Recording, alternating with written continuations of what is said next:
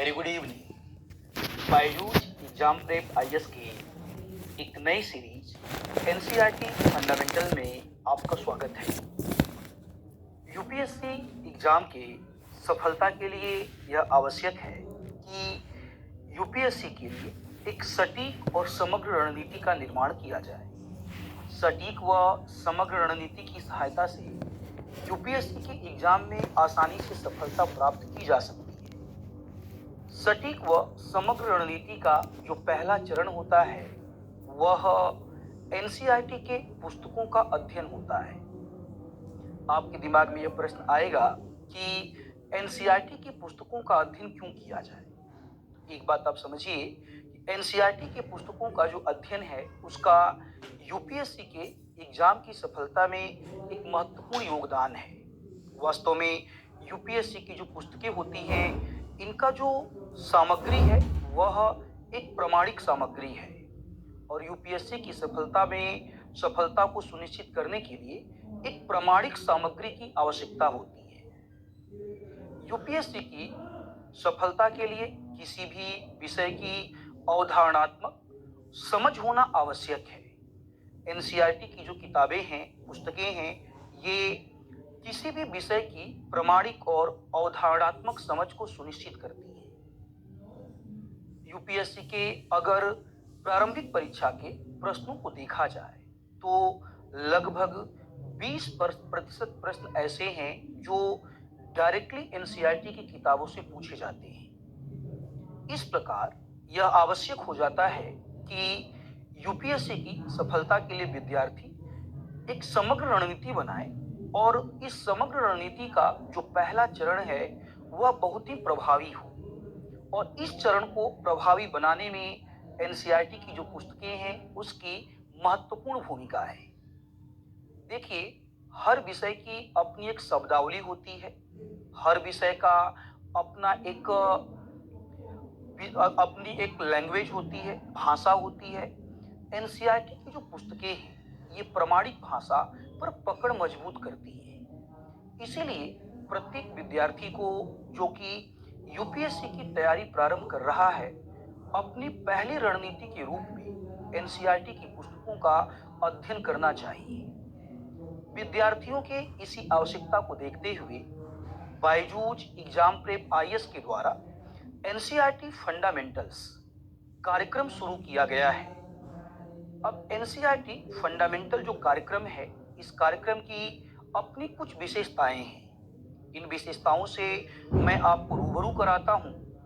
यह जो प्रोग्राम है, कार्यक्रम है, इसकी अवधि 3 महीने की है और यह कार्यक्रम पूर्णतः निःशुल्क है। इसके लिए आपको कोई शुल्क नहीं देना पड़ेगा, पूर्णतः निःशुल्क है। दूसरी विशेषता इसकी यह है कि इस कार्यक्रम में लाइव सेशन होगा।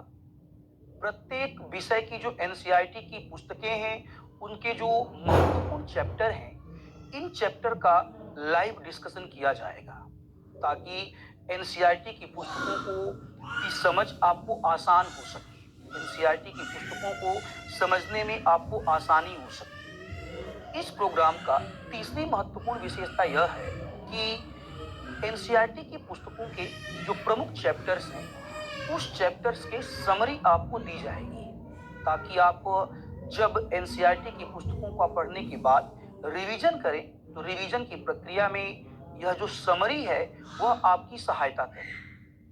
अगली इसकी विशेषता यह है कि एनसीईआरटी की पुस्तकों के जो प्रमुख चैप्टर हैं, हर विषय के जो प्रमुख चैप्टर हैं इस प्रमुख चैप्टर से एक क्वेश्चन का क्विज तैयार किया जाएगा और इस क्वेश्चन के क्विज की सहायता से आपको एनसीईआरटी की पुस्तकों को समझने में सहायता होगी। एनसीईआरटी के ये जो क्विज हैं इस क्विज का लाइव सेशन होगा, क्विज का डिस्कशन किया जाएगा। डिस्कशन बायजूस एग्जाम प्रेप के द्वारा इसलिए रखा गया है ताकि विद्यार्थियों को यह समझाया जा सके कि यूपीएससी के एग्जाम में क्वेश्चन को कैसे टैकल किया जाता है, कैसे एलिमिनेशन मेथड की सहायता से क्वेश्चन को हल किया जाता है। तो ये हमारे प्रोग्राम की विशेषता है और आप बायजूस एग्जाम प्रेप ऐप को डाउनलोड करके इस एनसीईआरटी फंडामेंटल की जो क्लासेज हैं इसको आप निशुल्क देख सकते हैं। बायजूस एग्जाम प्रेप का यह जो प्रोग्राम है यह विद्यार्थियों की सफलता में एक मील का पत्थर साबित होगा। तो आज का यह जो सेशन है, आज के इस सेशन में हम भूगोल विषय के एनसीईआरटी की चर्चा करेंगे। भूगोल विषय की जो एनसीईआरटीज हैं, अगर हम इसकी बातें करें तो 6 से 12 क्लास की एनसीईआरटी आपको पढ़नी है। अब आज का जो सेशन है वह 11th क्लास की एनसीईआरटी का एक महत्वपूर्ण चैप्टर है जिसका नाम है पृथ्वी की आंतरिक संरचना।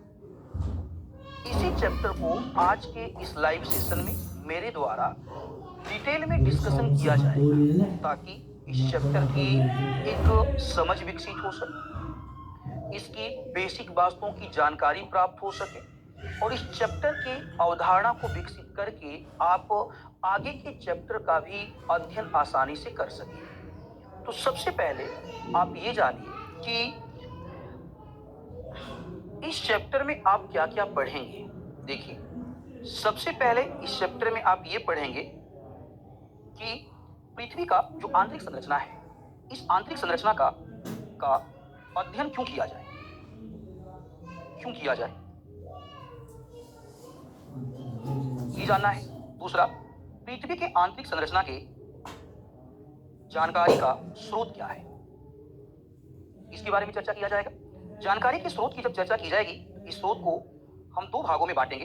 एक प्रत्यक्ष स्रोत होगा और दूसरा अप्रत्यक्ष स्रोत होगा।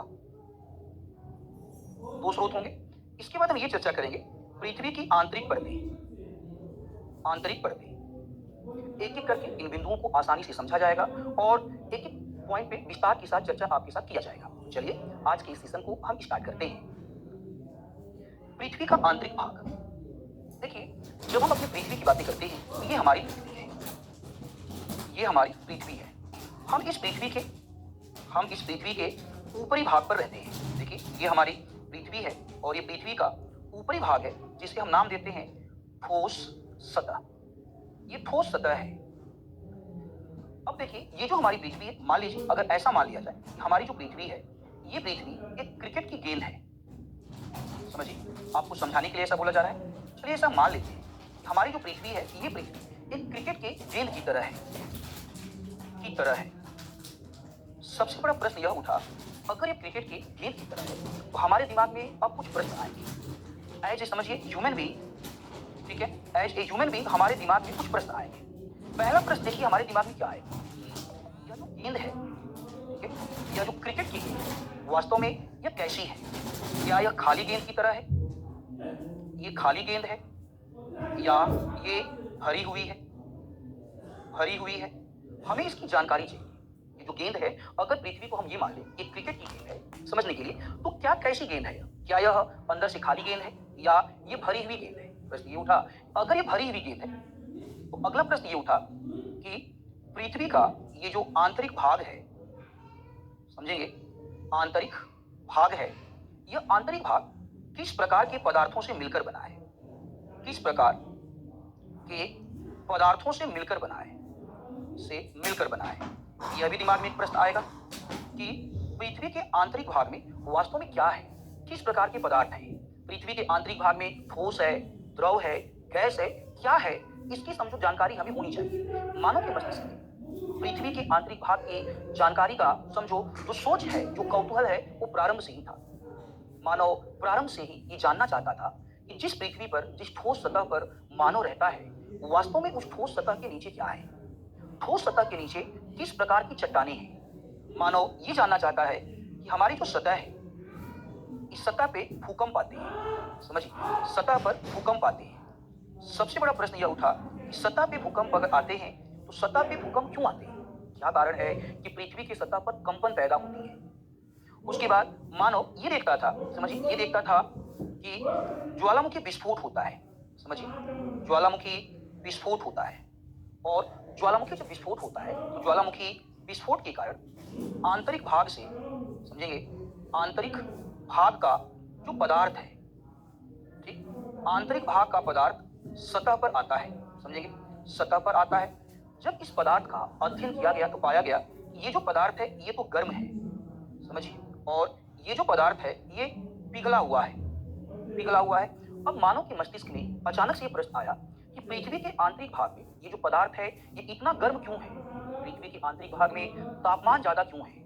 क्यों ऐसा हुआ कि ज्वालामुखी का जब विस्फोट होता है तो पृथ्वी के आंतरिक भाग का जो पदार्थ है वो पिघले रूप में सतह पर आता है? आप एक बात सुनकर के बिल्कुल सरप्राइज हो जाएंगे। सरप्राइज आप ये हो जाएंगे कि जब ज्वालामुखी विस्फोट की बातें करते हैं और हम प्राचीन ग्रीक की बातें करें, समझिए, प्राचीन ग्रीक विद्वानों की बातें करें, ग्रीक आपके लोगों की बातें करें, तो प्राचीन ग्रीक लोगों का ज्वालामुखी को लेकर के जो विचार था वो बिल्कुल समझो आश्चर्यजनक विचार था। प्राचीन ग्रीक लोगों का मानना था कि ये जो ज्वालामुखी विस्फोट है, समझेंगे, प्राचीन ग्रीक लोगों का मानना था कि ये जो ज्वालामुखी विस्फोट है वास्तव में क्या है, ये अग्नि की देवी है। इसे अग्नि की देवी बोला गया, ये अग्नि की देवी है। उन्होंने बोला कि पृथ्वी का जो सतह है वो आपका घर है, सतह घर है आपका, सतह आपका बाहरी भाग है तो मानव इसके बाहर रहता है। पृथ्वी का जो आंतरिक भाग है, आंतरिक जो भाग है वह समझो घर है आपका, और उस घर के अंदर देवी रहती है। ये देवी अग्नि की देवी है, इनके जो बाल होंगे वह भी अग्नि के होंगे। जब भी कभी ये देवी नहा करके सतह पर बाल सुखाने आती हैं तो वायुमंडल में चारों तरफ आग फैल जाती है और ज्वालामुखी का विस्फोट होता है। सोचिए, ऐसे विचार थे मानव के ज्वालामुखी विस्फोट को लेकर के। तो मानव के मस्तिष्क में यह विचार आना लाजमी था, आवश्यक था कि वास्तव में ज्वालामुखी का विस्फोट क्यों होता है, भूकंप जैसी घटनाएं क्यों होती हैं, पृथ्वी के आंतरिक भाग का पदार्थ जो है वो किस रूप में है, पृथ्वी की सतह पे तो जीवन है, क्या वास्तव में पृथ्वी के आंतरिक भाग में भी कहीं जीवन उपस्थित है कि नहीं है? पृथ्वी के आंतरिक भाग में ठोस है, द्रव है, गैस है, इसकी किसी भी प्रकार से कोई जानकारी नहीं थी। अतः समझिए, मानव इन तत्वों की जानकारी चाहता था, मानव इसके बारे में जानना चाहता था।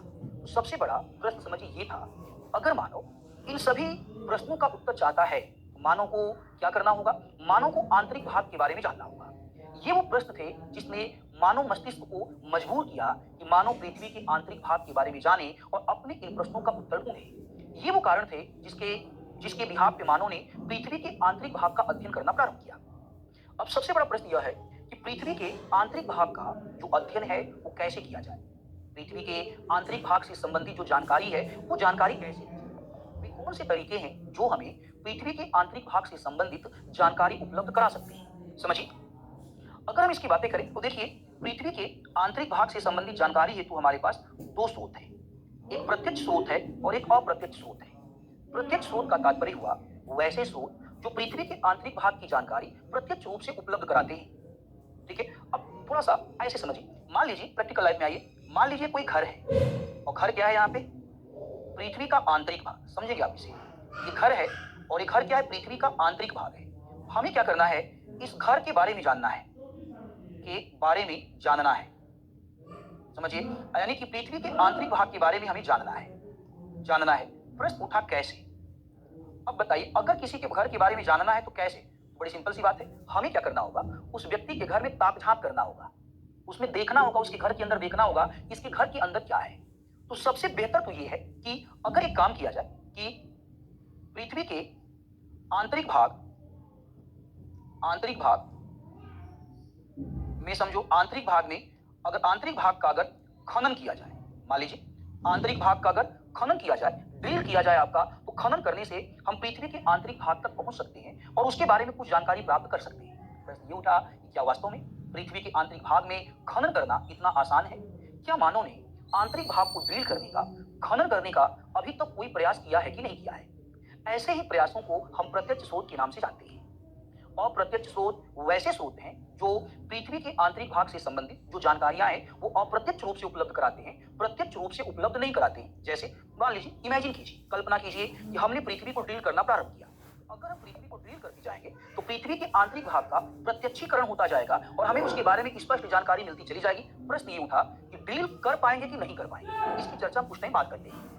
तो जब हम ऐसे स्रोतों की बातें करते हैं, एक प्रत्यक्ष स्रोत है और एक अप्रत्यक्ष स्रोत है। उन्होंने बोला कि बेहतर होगा अगर हमारी पृथ्वी है, अगर इस पृथ्वी को ड्रिल किया जाए तो ड्रिल करके प्रत्यक्ष जानकारी प्राप्त कर सकते हैं। प्रश्न ये उठा कि ड्रिल कैसे किया जाए? तो देखिए, हमारे पास समझिए खदानें हैं, हमारे पास खदानें हैं, माइंस हैं, और इस माइन से हम क्या करते हैं? खनन के द्वारा, समझिए, खनन के द्वारा हम खनिज निकालते हैं। खनन के द्वारा खनिज निकाला जाता है। अब सोचिए, प्रश्न ये उठा कि चलिए ठीक है, मान लेते हैं कि खनन के द्वारा खनिज निकालते हैं। प्रश्न ये उठा कि सबसे गहरी खदानें कहां पर हैं? सबसे गहरी खदानें कहां पर हैं?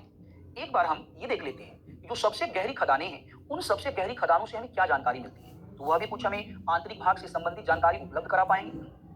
इस आधार पर समझिए, अगर हम देखें तो दक्षिण अफ्रीका में पाई जाने वाली सोने की जो खदानें हैं, ये 3 से 4 किलोमीटर की गहराई में होती है। अब 3 से 4 किलोमीटर गहराई के पश्चात इनका खनन कर पाना कठिन हो जाता है। देखिए, ये खदान यहाँ पे माइन खदान होल बनाया गया है। 3 से 4 किलोमीटर के बाद इन खदानों का खनन करना कठिन हो जाता है। क्यों? क्योंकि इतने गहराई के बाद तापमान अत्यधिक हो जाता है और अत्यधिक तापमान के कारण खनन करना बड़ा ही मुश्किल हो जाता है। इससे ज्यादा गहरी खदानें हमें तो नहीं मिली। तो एक बात तो समझ में आया, इन खदानों से एक बात तो समझ में आया कि पृथ्वी के आंतरिक भाग में जब हम जाएंगे तो तापमान बढ़ता है। एक बात तो समझ में आया, प्रत्यक्ष जानकारी हमको प्राप्त हो गई कि गहराई तक जाने पर तापमान बढ़ता है। प्रश्न ये उठा कि क्या मानव ने कभी ऐसा नहीं किया? क्या मानव ने पृथ्वी के आंतरिक भाग को ड्रिल करके देखने का प्रयास नहीं किया? बिल्कुल किया, मानव ने किया। हमें अब ये देखना है कि मानव के द्वारा बनाया गया सबसे अधिक गहरा जो होल है वो कहां पर है। अब देखिए, मानव के द्वारा दुनिया भर में 2 प्रमुख परियोजनाएं चलाई जा रही है। समझिएगा, 2 प्रमुख परियोजनाएं चलाई जा रही है। पहला जो परियोजना है यह है डीप ओशन ड्रिलिंग प्रोजेक्ट। इसका सीधा सा तात्पर्य हुआ कि महासागरों में गहराई में खनन करना, गहराई में खनन करना, समझिएगा, गहराई में खनन करना। और दूसरा है इंटीग्रेटेड ओशन ड्रिलिंग प्रोजेक्ट। आपका इस 2 प्रोजेक्ट के द्वारा गहराई में खनन करने का प्रयास किया जा रहा है और खनन करके आंतरिक भाग से संबंधित कुछ जानकारियां इकट्ठा करने का प्रयास किया जा रहा है।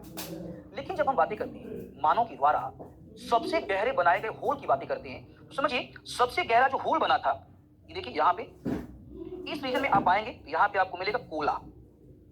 समझिएगा, कोला, ये आपका कोला प्रायद्वीप है, पेनिनसुला है, कोला प्रायद्वीप है। अब आपके दिमाग में आएगा कि प्रायद्वीप क्या है। मैंने आपको पहले ही बोला था कि किसी भी विषय को जानने के लिए उस विषय से संबंधित कुछ शब्दावलियों को जानना आवश्यक है और एनसीईआरटी की किताबों का अध्ययन इन्हीं शब्दावलियों के बारे में जानकारी देते हैं। प्रायद्वीप का तात्पर्य एक ऐसे भूखंड से होता है जो 3 तरफ जल से घिरा होता है। अब देखिए, तो मानव ने क्या किया, कोला प्रायद्वीप पर समझो, मानव ने क्या किया, आपका ड्रिल करना स्टार्ट किया। ठीक है, ड्रिल करना स्टार्ट किया। एक प्रोजेक्ट चलाया गया और इस प्रोजेक्ट के द्वारा सतह को ड्रिल करना स्टार्ट किया गया। ठीक है, और जब ड्रिल करना स्टार्ट किया तो 12 किलोमीटर की गहराई तक ड्रिल किया गया। ठीक है, 12 किलोमीटर की गहराई तक ड्रिल कर पाने में हम सफल हो गए। 12 किलोमीटर के बाद इसके बाद ड्रिल करना कठिन हो गया। समझिए, इसके बाद ड्रिल करना कठिन हो गया। तापमान इतना ज्यादा हो गया कि ड्रिलिंग मशीन समझो काम नहीं कर रही थी। दबाव इतना ज्यादा था कि ड्रिलिंग मशीन टूट जा रही थी। ठीक है, अब ड्रिल करना कठिन हो गया तो इस प्रोजेक्ट को बंद करना पड़ा। अब आप जानते हैं कि प्रोजेक्ट को जब बंद करना पड़ा तो विद्वानों ने, वैज्ञानिकों ने एक बहाना ढूंढा। बहाना क्या ढूंढा, थोड़ा उसे जानिए। देखिए, ये है आपका वो होल जहां पे हमने आपका 12 किलोमीटर की गहराई तक ड्रिल किया था, कोला प्रायद्वीप में।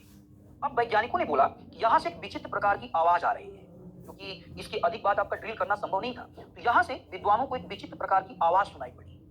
क्योंकि अब देखिए, उसमें 2 धारणाएं बनी। आप सुनकर हंसेंगे, आपका 2 धारणाएं बनी। पहली धारणा लोगों की ये बनी कि जो विचित्र आवाज थी यह समझो नरक की आवाज थी। लोगों ने बोला कि गहराई में खुदाई करते करते हम नरक के द्वार तक पहुंच गए थे और वहां से कुछ आवाजें आ रही थी और वो आवाजें ऐसी थी कि लग रहा था कि मानव को प्रताड़ित किया जा रहा था।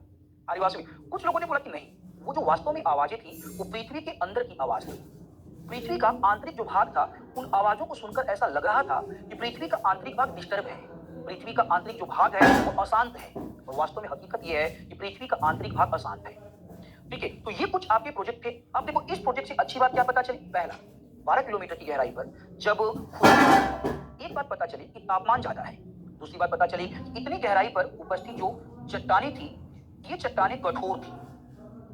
ये जो चट्टानें थी, ये चट्टानें कठोर थी। चूंकि ये चट्टानें कठोर थी, एक बात तो क्लियर हो गई, आप खुद बताएंगे कि चट्टानें कठोर थी। इसका सीधा सा तात्पर्य हुआ कि घनत्व ज्यादा था। इसका सीधा सा तात्पर्य हुआ घनत्व ज्यादा था। इस होल से एक बात तो पता चला कि पृथ्वी का जो आंतरिक भाग है, इस आंतरिक भाग में तापमान, घनत्व और दबाव ज्यादा है।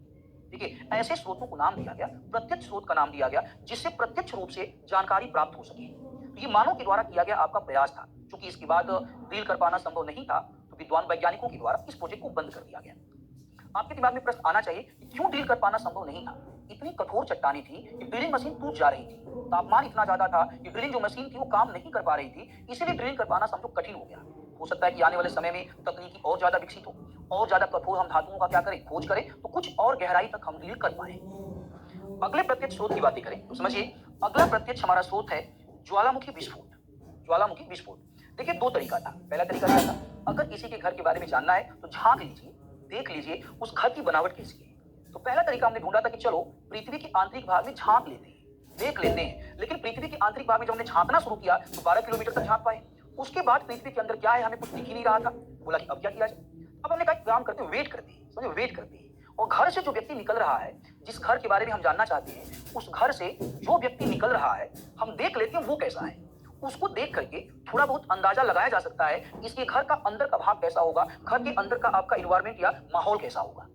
प्रश्न ये उठा कि हम तो बातें कर रहे हैं पृथ्वी के आंतरिक भाग का, समझिए पृथ्वी के आंतरिक भाग का। तो अगर इस पृथ्वी के आंतरिक भाग से समझिए कोई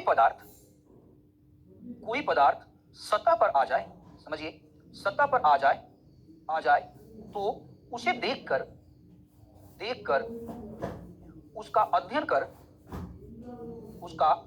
कर जानकारी प्राप्त कर सकते हैं। प्रश्न ये उठा, क्या वास्तव में पृथ्वी के आंतरिक भाग से कोई बाहर आता है क्या? ठीक, बोला कि यस आता है। देखिए जब हम ज्वालामुखी विस्फोट की बातें करते हैं, मान लीजिए ये हमारा सतह है।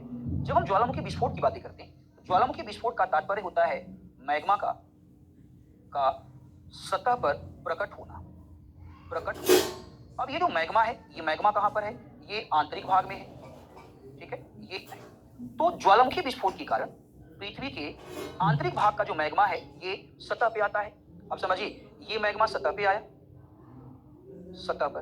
अब हमने क्या किया, ये जो आंतरिक भाग का पदार्थ है, समझिए आंतरिक भाग का पदार्थ, समझते चलेंगे, भाग का पदार्थ।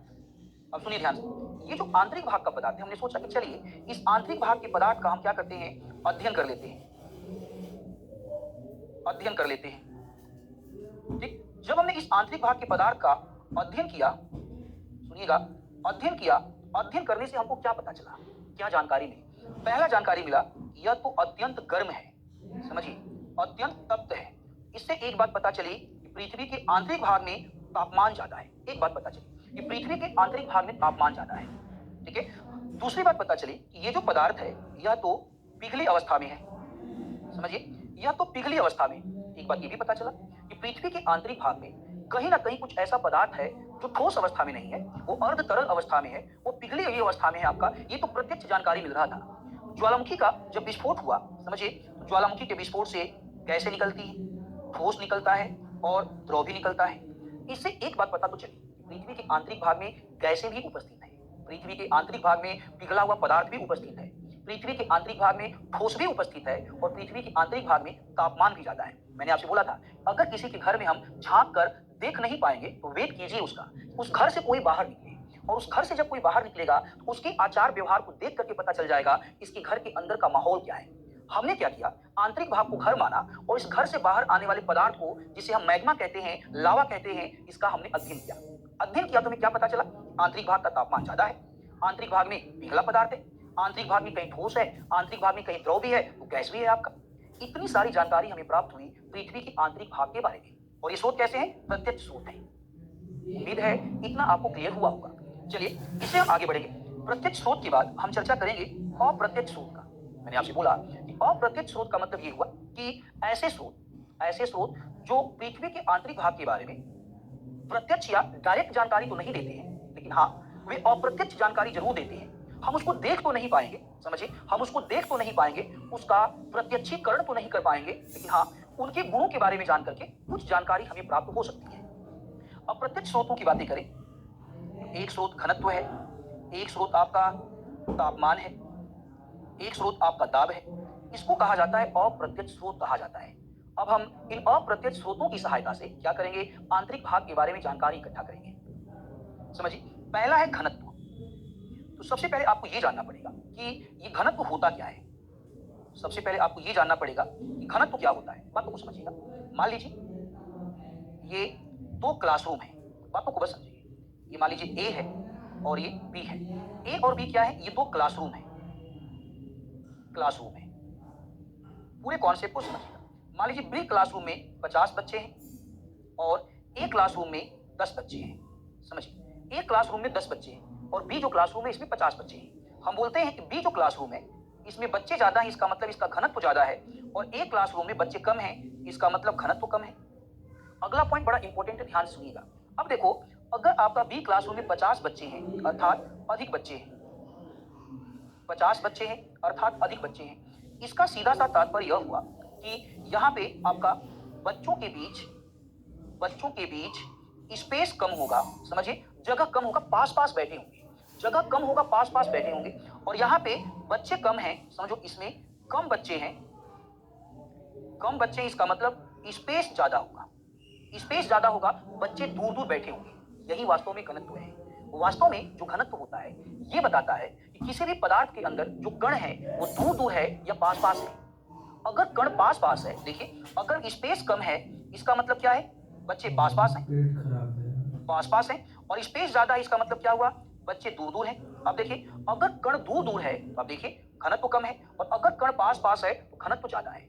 इसका सीधा सा मतलब ये हुआ कि घनत्व ये बताता है कि कोई एक पदार्थ है, उस पदार्थ के अंदर जो कण है, पदार्थ जिस कण से मिलकर बना हुआ है वास्तव में उस कणों की बनावट कैसी है, कण पास पास बैठे हुए हैं या दूर दूर बैठे हुए हैं। घनत्व देखो क्या करता है, ये कठोरता बताता है, ये कठोरता बताता है। इसके द्वारा यह बताया जाता है कि कोई वस्तु कितना कठोर है और कोई वस्तु कितना मुलायम है, इसकी जानकारी उपलब्ध कराई जाती है। आप समझिए। अब प्रश्न ये उठा कि चलिए ठीक है, मान लेते हैं। अब देखिए हमने क्या किया, ये हमारी पृथ्वी, ध्यान से सुनिएगा, ये हमारी पृथ्वी, ये पृथ्वी का सतह है। सतह की चट्टानों को हम देख सकते हैं। हमने क्या किया, जो सतह है इस सतह की चट्टान लिया, और सतह की चट्टान का हमने क्या किया, अध्ययन किया। सुनते जाएंगे। सतह की चट्टान का हमने अध्ययन किया, और इसका अध्ययन करके क्या किया गया, घनत्व की जानकारी प्राप्त की गई। ये देखा गया कि सतह की जो चट्टानें इसका घनत्व कितना है। मान लीजिए सतह की चट्टानों का घनत्व D1 आया, D1 आया।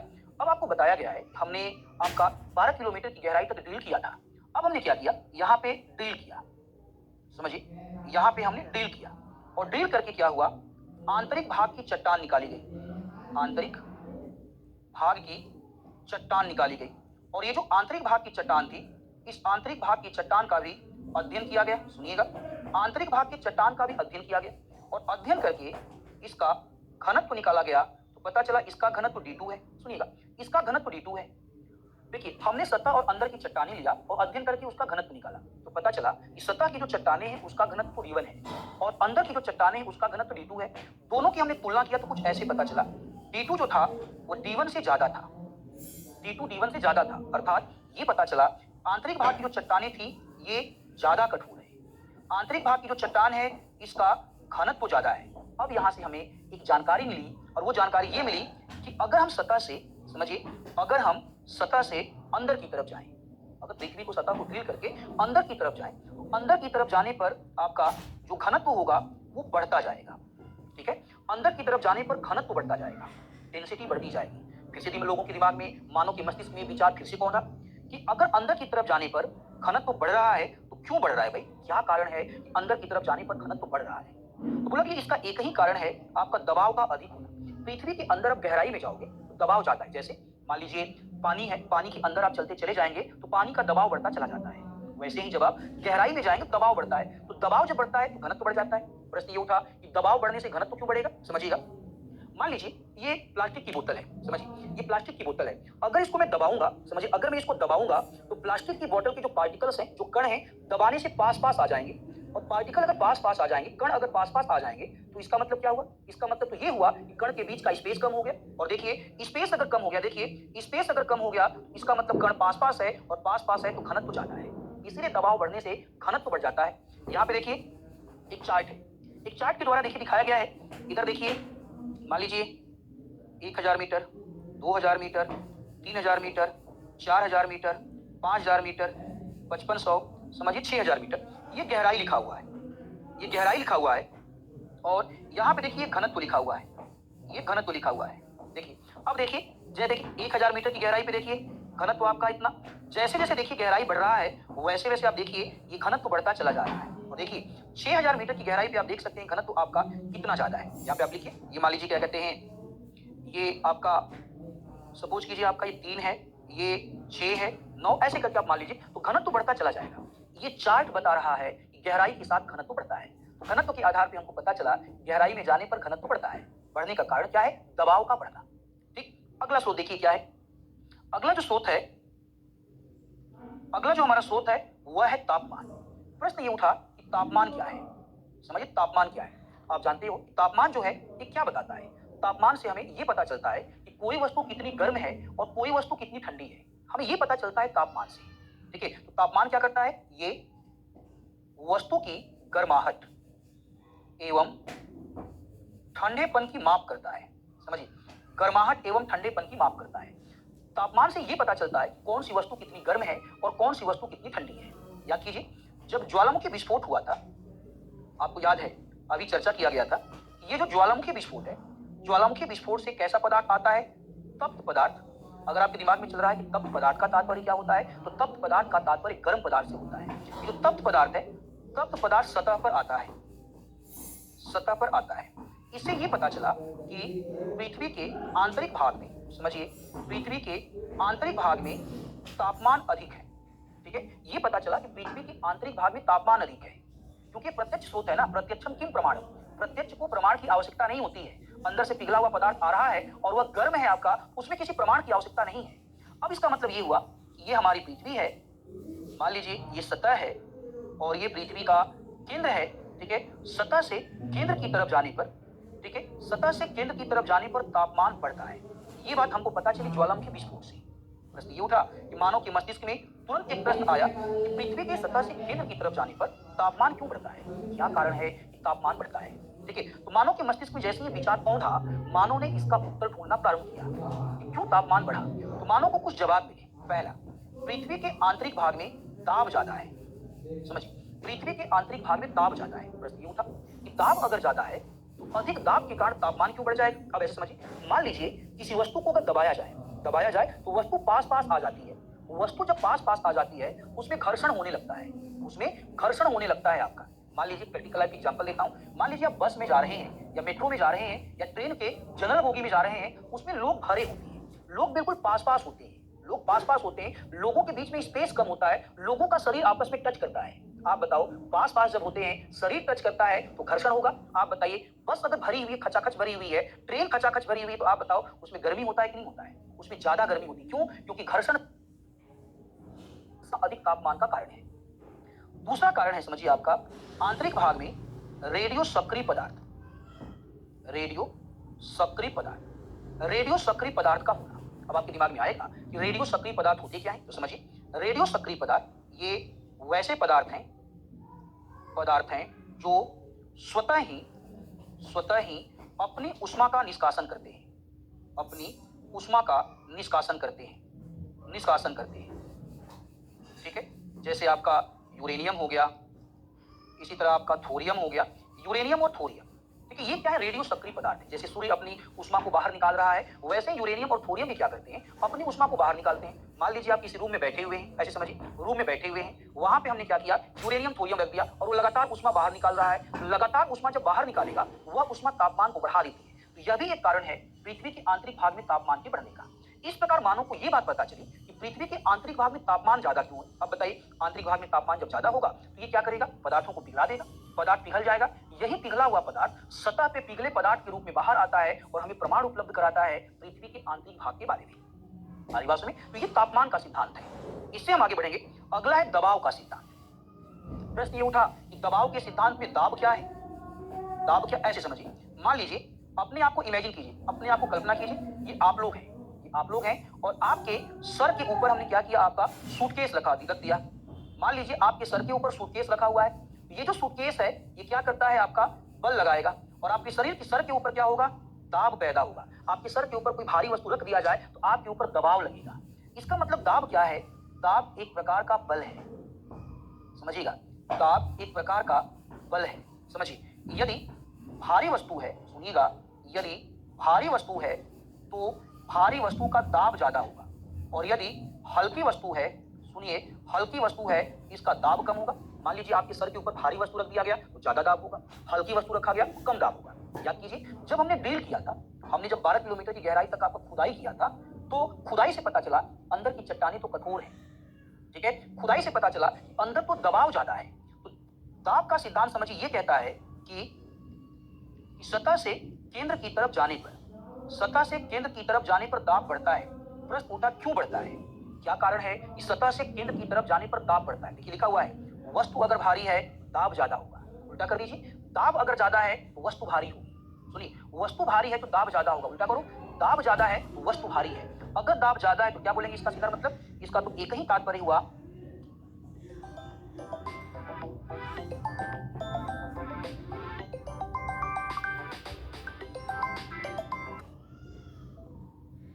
कि पृथ्वी के आंतरिक भाग में, आंतरिक भाग में भारी पदार्थ है या भारी धातुएं हैं। पृथ्वी के आंतरिक भाग में भारी पदार्थ हैं, भारी धातुएं हैं, और इन्होंने ही आंतरिक भाग के दबाव को बढ़ा रखा है। इन्होंने ही आंतरिक भाग के दबाव को बढ़ा रखा है। देखिए इस फिगर को देखिए, इस फिगर में आपको बताया जा रहा है, देखिए 1000 मीटर की गहराई, देखिए दबाव 0.5 है। देखिए 3000 मीटर की गहराई पे आने पे दबाव लगभग 1.5 हो गया।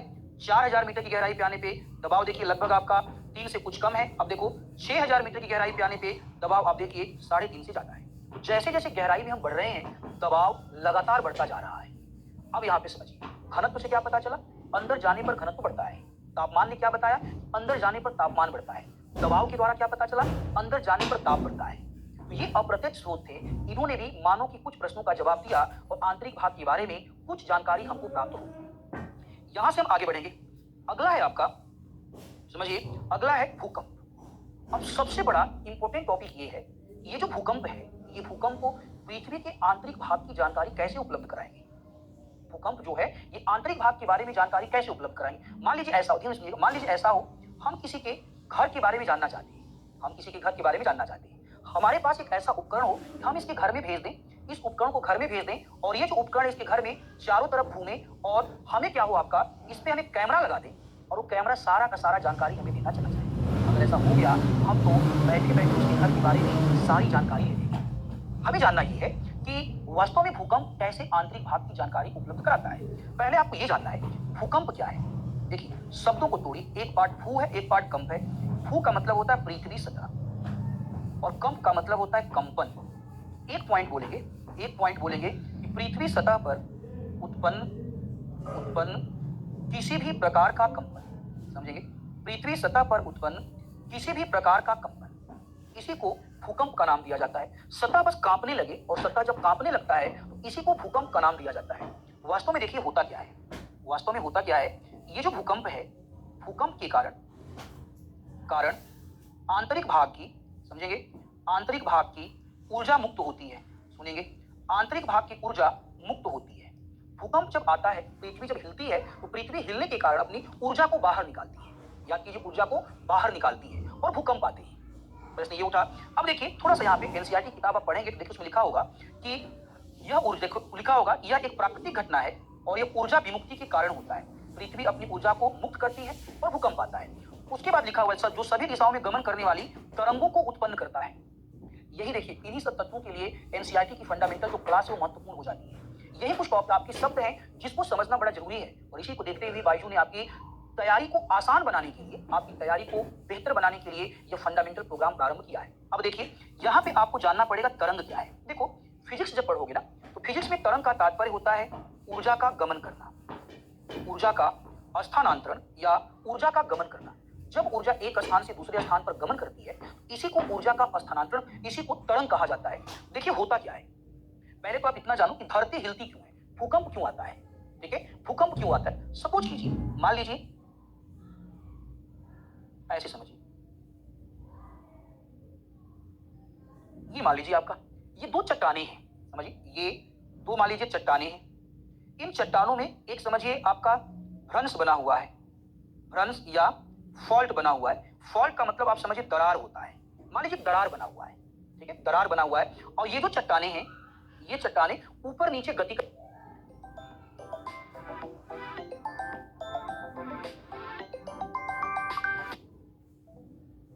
करने लगती है।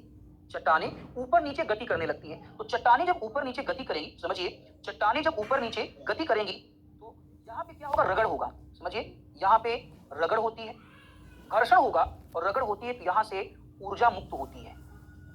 समझिए, यहाँ से ऊर्जा मुक्त होती है और ऊर्जा जब मुक्त होती है, यही ऊर्जा, समझिए, यही ऊर्जा सभी दिशाओं में, समझेंगे, यही ऊर्जा सभी दिशाओं में तरंगों के रूप में गति करती है।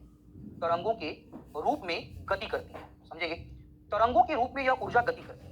अब मान लीजिए ऐसे, ये मेरा हाथ है, यहाँ ऊर्जा पैदा हुई, समझो, इस पेन को देखो, ये पेन जहाँ पे ऊर्जा पैदा हुई, अब ये ऊर्जा आपका तरंगों के रूप में गति कर रही है। तो तरंगों के रूप में जब गति करेगी तो ये सतह पे यहाँ पे टक्कर, यहाँ पे टक्कर, यहाँ पे टक्कर मारेगी, तो मेरे हाथ पे टक्कर होगा। देखिए, मेरे हाथ पे टक्कर होगा और मेरे हाथ पे जब टक्कर होगा, ये जो हाथ है इस पे कंपन आएगा। और अगर इस हाथ पे कंपन आएगा, समझिए, अगर इस हाथ पे कंपन आएगा तो बड़ी सिंपल सी बात है आपका, पृथ्वी कांपेगी और पृथ्वी का कांपना ही भूकंप कहलाता है। पृथ्वी का कांपना ही भूकंप कहलाता है। अब थोड़ा फिगर को समझिएगा, ये जो प्लेस है, ये जो प्लेस है, ये क्या है आपका, ऊर्जा के उत्पत्ति का स्थान है। सुनिएगा, ऊर्जा के उत्पत्ति का स्थान है, ये ऊर्जा के उत्पत्ति का स्थान है। ये जो प्लेस है ये तरंगों के उत्पत्ति का स्थान है, तरंगों के उत्पत्ति का स्थान है, समझिएगा इसका। अब ये जो तरंगे, सुनिए ध्यान से, ये जो तरंगे हैं ये सतह से टकरा करके भूकंप लेकर के आती है। इसका मतलब ये हुआ कि ये जो प्लेस है ये भूकंप के उत्पत्ति का स्थान है, भूकंप के उत्पत्ति का स्थान है। और जो भूकंप के उत्पत्ति का स्थान होता है उसे भूकंप मूल कहा जाता है। समझिए, उसे भूकंप मूल कहा जाता है, उसे फोकस कहा जाता है। इसे भूकंप के उत्पत्ति का केंद्र कहते हैं, इसे फोकस कहते हैं, भूकंप के उत्पत्ति का केंद्र कहते हैं। एक फिगर के रूप में देखिएगा, देखिए ये जो पॉइंट है, ये जो पॉइंट है ये फोकस है, ये फोकस है, ये समझो आपका, ये जो पॉइंट है ये फोकस है, ये भूकंप आपका मूल है, भूकंप मूल है, भूकंप के उत्पत्ति का केंद्र है। अब देखिए ये जो फोकस है कहाँ बैठा हुआ है, ये सतह के नीचे, सतह के नीचे। अब सोचो, अब यहां से ऊर्जा पैदा हुई, ये ऊर्जा आपका अलग अलग दिशा में समझो टकरा रही है, ये सतह पे अलग अलग दिशा में टकरा रही है। मान लीजिए ये ए पे टकराती है, ये बी पे टकराती है, ये सी पे टकराती है, ये डी पे टकराती है, ई पे टकराती है। जहां जहां ये टकराएगी वहां वहां भूकंप आएगा। अब सोचिए ये जो बिंदु ए है ये सतह के ऊपर ऊपर भूकंप मूल के सर्वाधिक नजदीक है, समझेंगे, भूकंप मूल के सर्वाधिक नजदीक है। ध्यान सुनेंगे, भूकंप मूल के सर्वाधिक नजदीक है। अगर ये भूकंप मूल के सर्वाधिक नजदीक है, इसका मतलब ये हुआ यहां पर कंपन सबसे पहले होगा, यहां पे कंपन सबसे पहले होगा, सबसे पहले। तो पृथ्वी की सतह पे जहां पे भूकंप का अनुभव सबसे पहले होता है उसे नाम दिया जाता है भूकंप केंद्र का, उसे नाम दिया जाता है अधिक केंद्र का। याद रखिएगा, अधिक केंद्र का इंग्लिश में उसे बोलते हैं एपी सेंटर। और हमेशा याद रखिएगा एपी सेंटर भूकंप मूल के ठीक ऊपर होता है और फोकस जो है वो एपी सेंटर के ठीक नीचे होता है। ठीक, यहां से हम आगे बढ़ेंगे। अब देखिए भूकंपी तरंगे, आपको बताया गया कि भूकंप के कारण तरंगे पैदा होती है, भूकंपी तरंगे। तो ये जो भूकंपी तरंगे हैं वास्तव में होता क्या है कि जब भूकंप के कारण ऊर्जा रिलीज होती है तो यह ऊर्जा अलग अलग दिशाओं में गति करती है। ऊर्जा का गति करना तरंग कहलाता है। तो यह ऊर्जा, चूंकि यह ऊर्जा भूकंप के कारण पैदा हुई है तो भूकंप के कारण तरंगे पैदा हुई, इसे भूकंपी तरंगे बोल देंगे। अब देखिए ये जो भूकंपी तरंगे हैं ये समझो दो रूपों में हैं। ठीक, एक प्रकार की भूकंपी तरंगे हैं जो आंतरिक भाग में गति करती हैं। समझिए, एक प्रकार की तरंगे वैसी हैं जो आंतरिक भाग में गति करती हैं और दूसरी तरंगे ऐसी हैं जो सतह पे गति करती हैं।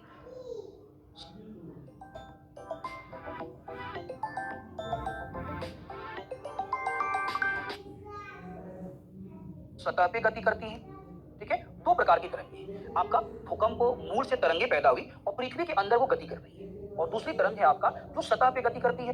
अब आंतरिक भाग में जो गति करती तरंगे इसको हम बोलते हैं भूगर्भिक तरंगे, इसको भूगर्भिक तरंगे कहते हैं। और सतह पे जो गति करते हैं इसे सतही तरंगे कहते हैं, सतही तरंगे। सतही तरंगों को एल तरंगे भी कहा जाता है, समझिए, एल तरंगे भी कहा जाता है। भूगर्भिक तरंगे दो प्रकार की होती है। पहला, ऐसी तरंगे जो अधिक केंद्र पे सबसे पहले पहुंचती है। मान लो, सब लोग समझिएगा, ये मान लो भूकंप मूल है और ये अधिक केंद्र है। मान लीजिए अधिक केंद्र है ये भूकंप, तो भूकंप मूल से अधिक केंद्र पे पहुंच, आपका अधिक केंद्र पे सबसे पहले पहुंचने वाली तरंग। ठीक है, सबसे पहले जो तरंग पहुंचती है उसे प्राथमिक तरंग कहा जाता है, प्राथमिक तरंग। इसी को पी तरंग कहा जाता है।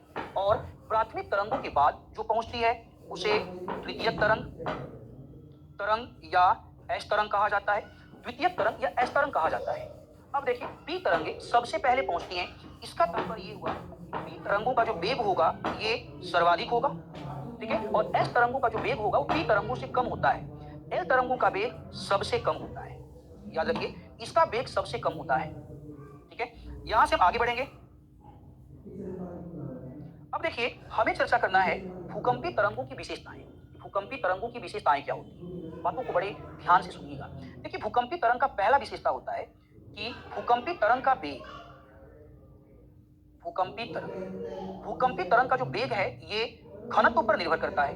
इसका मतलब ये हुआ कि घनत्व अगर ज्यादा होगा तो भूकंपी तरंगों का वेग ज्यादा होगा, घनत्व अगर कम होगा तो भूकंपी तरंगों का वेग कम होता है। दूसरा समझिए, ये जो पी तरंग है, ये जो पी तरंग है ये ध्वनि तरंग के समान होती है। समझिए ध्वनि तरंग के समान होती है। पी जो तरंग है ये अनुदैर्ध्य तरंग होती है। देखिए एनसीईआरटी की किताब में लिखा होता है अनुदैर्ध्य तरंग। अब मान लीजिए आप अगर ये क्लास ना करें तो अनुदैर्ध्य तरंग कैसे समझ में आएगा। अब देखिए मान लीजिए अनुदैर्ध्य तरंग क्या होती है समझिए। मान लीजिए कोई व्यक्ति है, ये मान लो कोई व्यक्ति है, ठीक है। अब देखो व्यक्ति के सामने यहाँ पे क्या है, वायु है। अब व्यक्ति क्या करता है, मान लीजिए आवाज निकालता है, व्यक्ति यहाँ से आवाज निकालता है। आवाज का मतलब क्या हुआ, ऊर्जा निकाल रहा है, ऊर्जा निकाल रहा है। व्यक्ति आवाज निकाल रहा है, ऊर्जा निकाल रहा है। अब ये जो ऊर्जा है समझो वायु है, ये गैस है।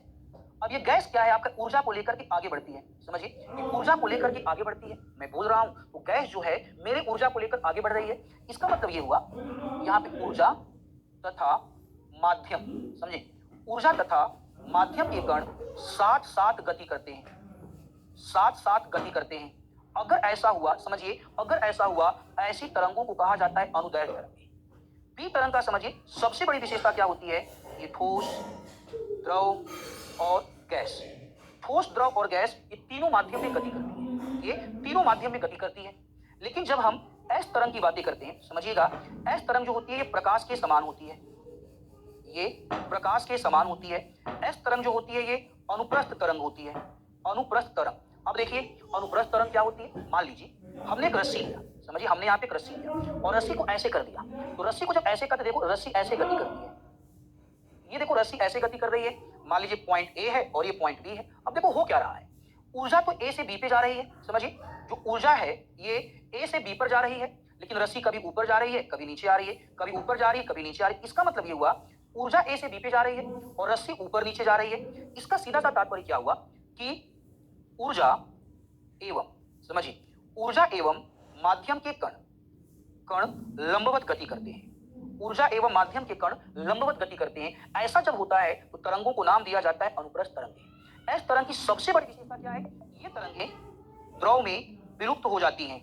याद रखिएगा ये तरंगे द्रव में विलुप्त हो जाती हैं, द्रव में ये तरंगे विलुप्त हो जाती हैं। ये इसका सबसे बड़ा विशेषता है, ठीक है। यहां से हम आगे बढ़ेंगे। अब देखिए एनसीईआरटी की किताब जब आप पढ़ेंगे एक पॉइंट आपको मिलेगा और लिखा होगा छाया क्षेत्र, शैडो जोन या छाया क्षेत्र। इसका मतलब क्या है ये जानिए।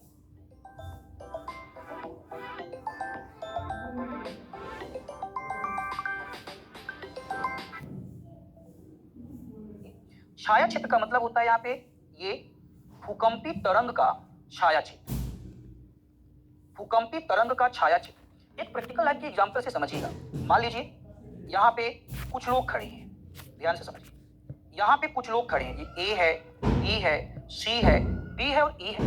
ये मंदिर के सामने खड़े हैं, समझिए ये भंडारे में आए हुए हैं, मंदिर के सामने खड़े हैं और यहाँ से समझो प्रसाद बांटा जा रहा है, प्रसाद बांटा जा रहा है। अब मान लीजिए अगर प्रसाद बांटने वाला सीधा गया, समझिए प्रसाद बांटने वाला अगर सीधा गया तो प्रसाद सबको मिल जाएगा। मान लीजिए हुआ क्या, समझो हुआ क्या कि जो प्रसाद बांटने वाला है, ध्यान सुनिएगा, इमेजिन करो जो प्रसाद बांटने वाला है वो प्रसाद बांटने वाला यहां से समझिए ए से तो सीधा गया सी तक, उसके बाद ऐसे मुड़ गया। देखिए अब प्रसाद बांटने वाला आपका सी तक तो सीधा गया और उसके बाद सी के बाद समझो ये मुड़ गया। अब सी के बाद जब ये मुड़ गया तो ई और जो डी है इनको तो प्रसाद ही नहीं मिला, इनको बोला जाएगा ये प्रसाद का छाया क्षेत्र है, ये प्रसाद का छाया क्षेत्र है। अब ये प्रसाद बांटने वाला कौन है, भूकंपी तरंगे हैं, भूकंपी तरंगे हैं। ये लोग कौन है, ये पृथ्वी का आंतरिक भाग है, आंतरिक भाग है। तो जब भूकंपी तरंगे मुड़ जाती हैं, समझिए देखो इस फिगर को आप देखिए आपको क्लियर होगा। देखिए भूकंपी तरंगे जब मुड़ जाती हैं तो सिंपल सी बात है आपका पृथ्वी के आंतरिक भाग में, देखिए ये भूकंपी तरंगे देखो मुड़ गई। तो पृथ्वी के आंतरिक भाग में एक बहुत बड़ा जो क्षेत्र है, यहाँ पे भूकंपी तरंगे नहीं आ पाती हैं, इनको प्रसाद नहीं मिल पाता है। तो जहां पे भूकंपी तरंगे नहीं आ पाती हैं, उसी को नाम दिया जाता है भूकंपी तरंगों का छाया क्षेत्र, भूकंपी तरंगों का शैडो जोन या छाया क्षेत्र। 11 क्लास के एनसीईआरटी आप पढ़ेंगे आपका, तो यही दोनों फिगर आपको मिलेंगे, यही दोनों फिगर आपको मिलेंगे। इससे आगे बढ़ते हैं। अब देखिए, इस आंकड़ों के आधार पर, भूकंपी तरंगों के आधार पर क्या किया गया, पृथ्वी के आंतरिक भाग को 3 भागों में बांटा गया। समझिए, पृथ्वी का जो आंतरिक भाग है, इसको आपका 3 भागों में बांटा गया। ठीक है, मुख्यतः समझिए 4 भाग है, चौथे और तीसरे भाग को 1 बोल दिया गया। सबसे पहला जो भाग है, इसको क्रस्ट बोला गया। उसके बाद वाले भाग को मेंटल बोला गया। उसके बाद का जो भाग है, इसे बोला गया ये बाह्य कोर है। और सबसे अंदर वाले भाग को बोला गया ये आंतरिक कोर है, ये आंतरिक कोर है। अब थोड़ा ये जानिए, एनसीईआरटी में लिखा हुआ है क्रस्ट के बारे में, मेंटल के बारे में, कोर के बारे में। तो थोड़ा सा आप क्रस्ट, मेंटल और कोर के बारे में जानिए। पहले इस फिगर को देखिए, पहले इस फिगर को देखिए, ये देखिए, इस सबसे बाहर का जो ग्रीन पार्ट दिख रहा है, ये आपका क्रस्ट है। जो आपको रेड पार्ट दिख रहा है, ये मेंटल है। ठीक है, ये मेंटल है।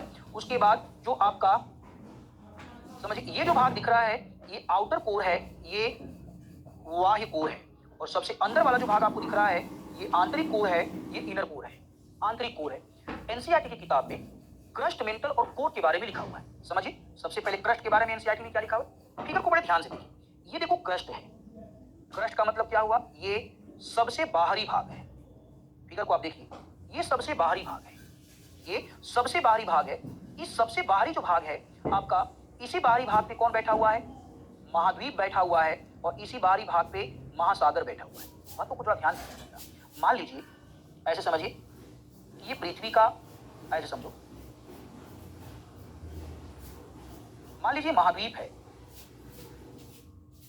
ये वाला भाग देखिए महाद्वीप है, और ये भाग महासागर है। हम और आप जानते हैं कि महाद्वीप पर पर्वत होता है, ठीक है, और यहाँ पे घाटी होती है। सोचो, जहाँ पे पर्वत होगा देखो, वहां पे क्रस्ट की मोटाई देखो सबसे ज्यादा होगी। आप बोलेंगे महाद्वीप पे जहाँ पे पर्वत होगा, वहां पर क्रस्ट की मोटाई सबसे ज्यादा, मोटाई सबसे ज्यादा, सबसे ज्यादा। और देखिए, जहाँ पे घाटी होगा, वहां पे क्रस्ट की मोटाई सबसे कम। तो घाटियों में क्रस्ट की मोटाई सबसे कम होती है, और पर्वतों पे क्रस्ट की मोटाई सबसे ज्यादा होती है।